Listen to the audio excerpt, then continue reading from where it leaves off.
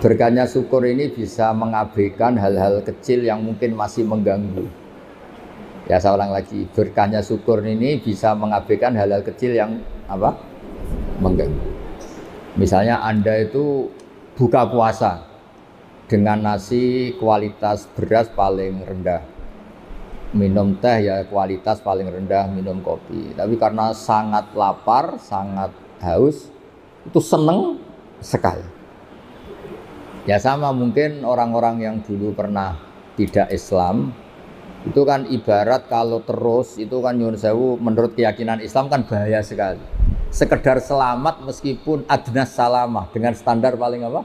Minimal, paling rendah, tetap itu luar biasa. Jangan sampai setelah kita Islam masih ngeluh, sayang bapak saya belum Islam, mbak saya belum Islam, karena ini hanya mengganggu apa? Syukur. Ya itu hanya mengganggu apa? Itu kan ibarat kita buka puasa, sayang nasinya hanya nasi kelas rendah, sayang hanya pakai tempe tidak daging. Kalau gitu kan mengganggu apa? Syukur. Nah, jadi itu satu. Kedua soal nama itu dulu meskipun lewat baptisan itu tidak ada pengaruhnya, tidak punya akibat di status keislaman. Jadi nggak perlu diganti boleh. Nggak perlu dibuang, nggak perlu diganti. Terus soal perbankan itu masyhur itu di fatwa NU. Sesuatu yang remang-remang, misalnya tadi ada orang punya utang 1 juta, disuruh nyaur 1.100.000, tentu seperti ini sepakat itu riba. Tapi kalau sistem itu beda dengan personal, Memang kita tidak boleh bilang langsung halal karena bisa saja lebih dekat ke definisi riba. Tapi ya jangan langsung bilang haram, jangan-jangan tadi seperti kata beliau memang itu kebutuhan. Kebutuhan gini, sekarang investor itu bisa nggak utang tanggane 1 miliar untuk investasi? Tidak bisa, kan yang menyediakan itu kan pasti bank. Utang tonggo kan paling weteng lorong untuk obat, utang modal itu kan. Nah tidak apa-apa, hukum nggak jelas itu nggak apa-apa. Kalau nggak jelas ya sebaiknya nggak jelas. Makanya di Nabi itu ngendikan halal ya jelas, haram ya jelas. Tapi selalu ada antara halal dan haram.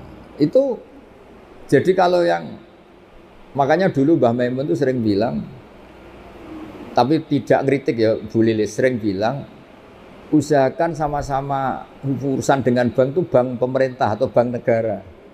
Karena itu kalau misalnya ini salah dan memang misalnya benar-benar riba, sak keliru-keliru negara itu untuk pakai sarana umum. Bayangkan keliru sekalipun, apalagi kalau tidak keliru. Tapi saya ulang lagi, bukan berarti terus menafikan yang swasta, bukan. Tapi ini cerita kalau ada pilihan. Misalnya gini, haji lewat negara sama swasta, sak keliru-kelirunya negara karena negara. Misalnya gini contoh gampang. Kemenak atau haji atau di lembaga-lembaga sosial negara, Kemensos atau BUMN, tentu salah itu banyak sebagai manusia.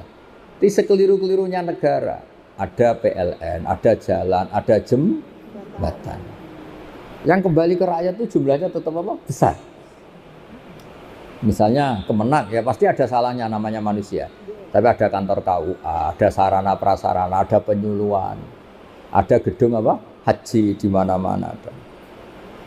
Sehingga swasta ya baik menopang pemerintah, tapi kalau sama-sama milih itu yang mendekati darurat Bu Lilis, memang sistem apa?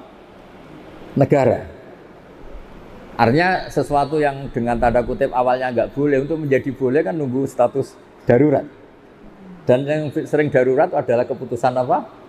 Pemerintah. Misalnya menetapkan Syawal, secara ilmiah orang Indonesia tuh banyak yang mandiri bisa falak, banyak. Tapi kan subjektivitasnya tinggi. Makanya kemarin yang Kemis saja ada, bukan sekedar yang Jumat, yang Kemis saja ada. Ya kan?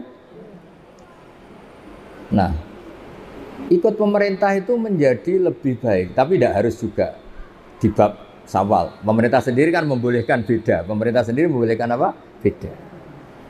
Ya jadi boleh kalau masalah perbankan itu sudah didiskusikan, tentu ada kadar lebih yang pengganti administrasi sebagai pekerja, ada lebih yang karena memang mendekati definisi riba, itu kan kita tidak pernah tahu.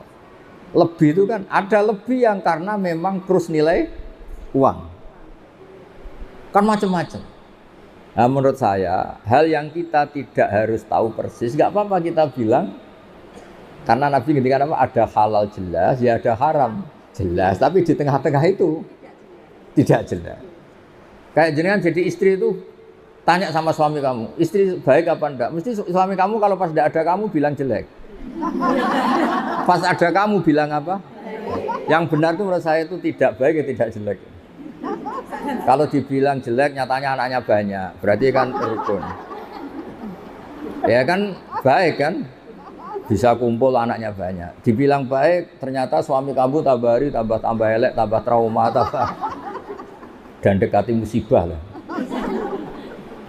Jadi sesuatu itu yang tidak jelas itu nggak apa-apa kita bilang nggak halal haram, jangan bilang wah berarti ini nggak tegas, nggak bisa seperti itu. Ada hal-hal yang memang nggak perlu kita.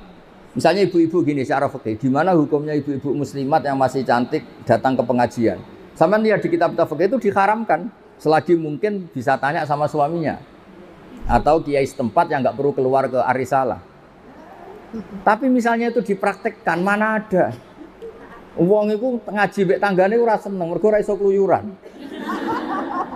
Aku yakin, enggak sama jawab ya. Ngaji di sini sama datang ke Rembang seneng mana? Seneng ke Rembang karena kluyuran. Ternyata apa? Wisata religi itu ada wali orang Tuban, kan ada walinya Sunan Bonang. Tapi ya seneng saja kalau ziarah ke Sarif Hidayatullah, karena